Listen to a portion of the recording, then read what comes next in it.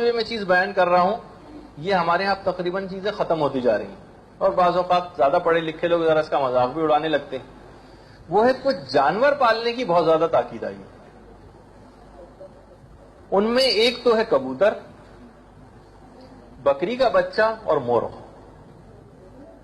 یا بکری کا بچہ یا خود بکری ہی، بکرا یا بکری، کبوتر، بکرا یا بکری، یا پالتو مرغ. یہ تین کی مرغ، ان تین کی، ان جانوروں کی بہت زیادہ اس سلسلے میں تاکید آئی ہے. اور یہ بھی روایات کے اندر ہے.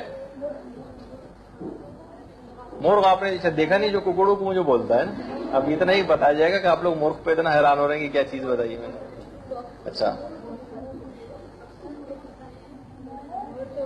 اچھا یہ بھی روایات کے اندر آیا، ذرا اس کو خاموشی سن لیجئے کہ ایک تو یہ جانور جس گھر میں بھی پلے ہوئے ہیں ان میں سے کوئی ایک تو جنوں کے شر سے انسان محفوظ رہتا ہے، چشم بد سے محفوظ رہتا ہے، مختلف بلاؤں سے حتیٰ کہ موت تک کو ٹال دیتے ہیں یہ جانور.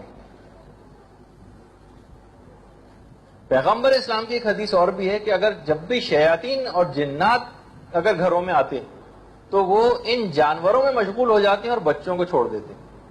وہ بچے جو سوتے سوتے جاگ کے ایک دم رونے لگتے ہیں، روایت میں ہے کہ اکثر شیاطین ان سے کھیلنے لگتے ہیں.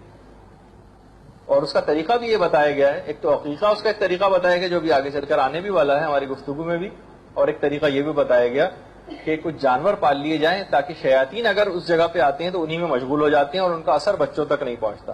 یہ پیغمبر اسلام سے بھی یہی روایت ہے ان جانوروں کے متعلق، اور 5ویں امام سے بھی. بلکہ ایک شخص نے، کسی نے رسول سے تنہائی کی گھر میں شکایت کی تھی تو پیغمبر اسلام نے اس کو کبوتروں کا جوڑا پالنے کی تاکید کی تھی. اور بلکہ اتنا اور بتا دوں کہ جو حرم کے جو کبوتر ہیں یہ حضرت اسماعیل کے پالے ہوئے تھے، حضرت اسماعیل نے پالے تھے، جس سے اب تک یہ وہاں پر چلے آ رہے ہیں. 7ویں امام نے ایک خاص طور پر ان جانوروں کے متعلق بات اور بتائی کہ ان کا گھر میں ہونا، ان جانوروں کا، یہ شیاطین کے لیے نفرت کا باعث ہوتا ہے. یعنی وہ پھر اس گھر کے اندر، شیاطین اس گھر کے اندر آتے نہیں آخر یہ جانور جس کسی بھی گھر کے اندر پلے ہوئے. بلکہ 6 امام تو یہاں تک فرماتے ہیں کہ جو کبوتروں کا جو ہڈر ہوں آپ سنتے ہیں، آج آپ کو میں بول کے بھی سب کی آواز بتا رہا ہوں، امام فرماتے ہیں 6 امام کہ یہ اصل میں جو بول رہا ہوتا ہے نا ہڈر، وہ یہ قاتلان امام حسین پر لعنت کر رہا ہوتا ہے. خود پیغمبر اسلام کے گھر میں ایک جوڑا سرخ کبوتروں کا پیغمبر نے پالا ہوا تھا، سرخ کبوتروں کا ایک جوڑا. اور آپ سنتی بھی ہیں کہ مولا کے جب شہادت کا واقعہ اس میں مرغابیاں گھر میں پالی ہوئی تھی. تو یعنی یہ ایسا نہیں ہے کہ یہ جانور یعنی کوئی معاذ اللہ، جو اب لوگ سوچتے ہیں کہ جاہل لوگ اس کو صرف پالتے ہیں اور پڑھے لکھوں کا اس سے کیا غرض، یعنی بہرحال یہ سب چیزیں اپنی حقیقت رکھتی ہیں. بلکہ ایک حدیث میں یہاں تک بھی آیا ہے کہ یہ جو پالتو کبوتر ہے یہ بہت زیادہ ذکر خدا کرتا ہے، اہل بیت کو دوست رکھتا ہے، اور صاحب خانہ کے لیے برکت کی دعائیں کرتا رہتا ہے. یعنی اتنی ایسی چیز، نگاہ بد سے بھی بچانے والے اور بلیات سے بھی بچانے والے یہ جانور. اسی طریقے سے پالتو مرغ کے لیے بھی کہا جاتا ہے کہ اگر یہ کسی گھر کے اندر پلا ہوا ہو تو وہ گھر اور اطراف کے 7 گھروں تک کی بلائیں وہ دور کر دیتا ہے، جو مرغ اگر کسی نے گھر میں پالا ہوا.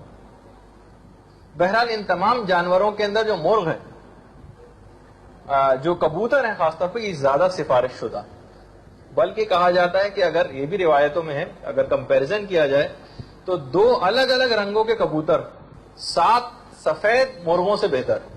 یعنی اگر کمپیریزن کریں تو بلاؤں کو دور کرنے میں کبوتروں کا پلہ جو ہے وہ مرغ سے بھاری. اور یہاں تک 7ویں امام کی روایت ہے کہ مرغ کے اندر بہت سی صفات تو پیغمبروں والی ہیں. مثلا اس میں سخاوت، یا مثلا شجاعت، غیرت.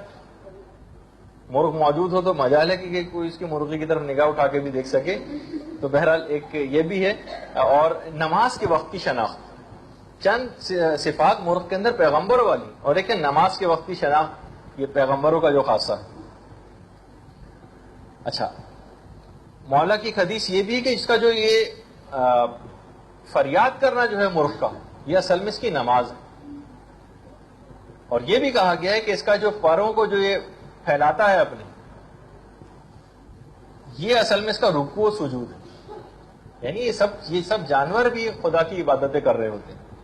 تو بہرحال اس کے اندر یہ چیزیں یہ بھی بہت اہم ہیں، یہ بھی روایت کے اندر بتائی گئی ہیں. اور پھر اس کے بعد عقیق